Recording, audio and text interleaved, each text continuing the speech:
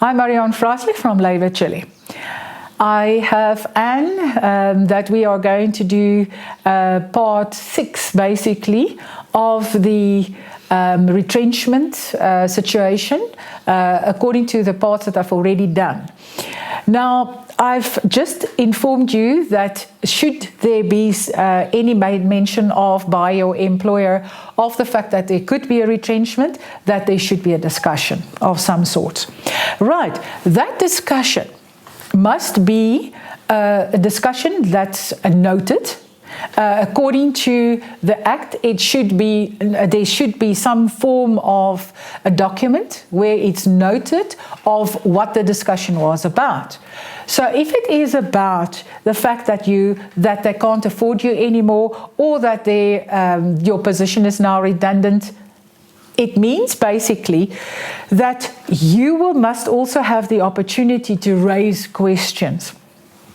That's the reason why I say there is a formal process that still needs to be followed. They can't just put a letter on your desk and say, sorry Anne, you are no longer needed, you are retrenched as from whatever. No, it doesn't work like that. The Act specifically requires that you must have an opportunity to raise questions. You must ask, but is there anything else that I could maybe do in the company? Is it a possibility that I can go on further short time? What alternatives are there in order for me still to keep my position maybe in future, or anything? Or should I reapply for it in 2 months' time? Let's see if the financial situation didn't get better. Anything, whatever you would like to raise, you can then raise in that specific meeting. That meeting must be formalized. It must be formal. You must get a document that on such and such a date we had a discussion regarding this. You raised the following questions. We told you the following answers. Okay. All right. With a bigger company, the process will then be much longer because you must be given an opportunity to raise questions or think about questions. Then the second meeting will be about the questions and so forth. So then it's one meeting after the other until you have common ground.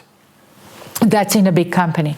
In a small company like yours, it could go much faster because there are no unions involved here with specific dates that you need to meet, and then it's deadlock, and then you go to take further actions and so forth. So now they have told you, yes, sure, your position is now redundant, they can't afford you anymore. If that is the case, you must keep in mind, and you've raised the question with me, if I've been made redundant, can they fill my position again?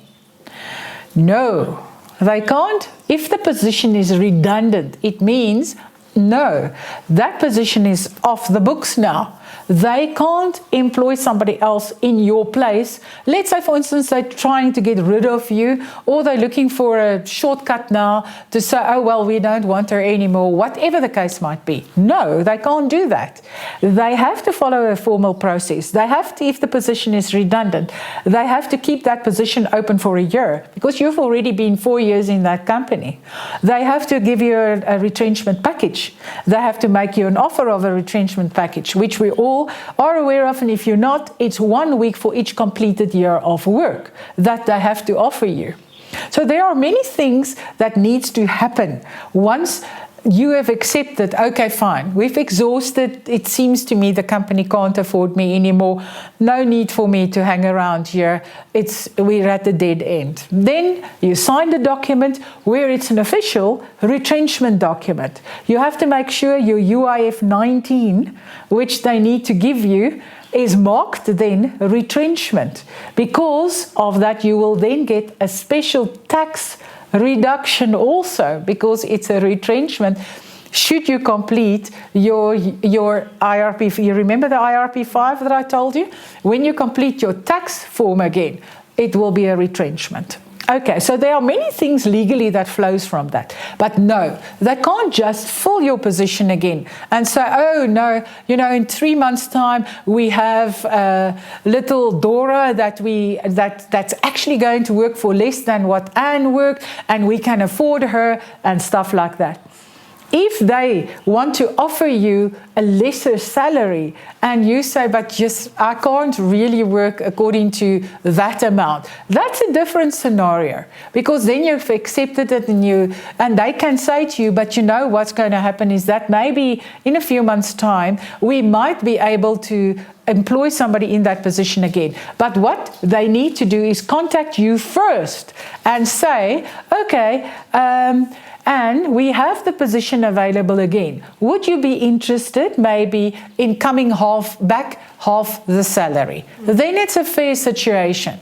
But if they just plain and straight go and fill your position immediately after you've left with another person, that is unfair, because unless they have made an agreement with you that the salary will be half the salary and you said you can't do that, then it's a different scenario. But once a position is redundant, they can't just go about and re-employ again. They also have to, in the agreement of the retrenchment, which I will go into in much more detail, there should be an agreement letter where they agree that this will happen or whatever, and should they have money again, they will contact you for 6 months after the retrenchment, and so and so and so. So that could form part of the agreement also. So before they fill the position again, they then give you an opportunity to come back, because there was never a problem or they didn't have any disciplinary action against you. So it was plain and straight because of operational reasons or financial reasons. All right. Thank you.